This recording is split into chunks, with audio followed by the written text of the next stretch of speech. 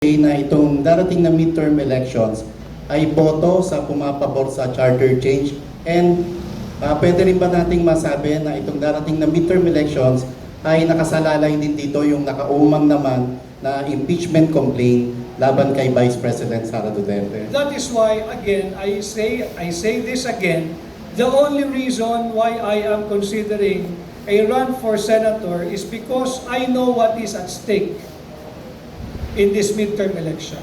Even our very own democracy is at stake. But it's up to you. Kung handa na kayo sa ganung uri ng gobyerno, piliin nyo yung administrasyon.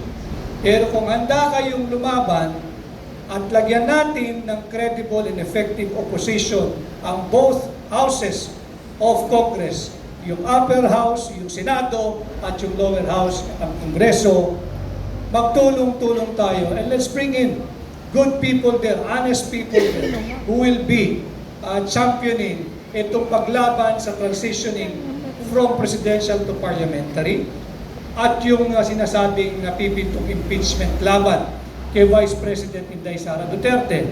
Because that in effect will be disenfranchising the 32 million Filipinos who voted for her.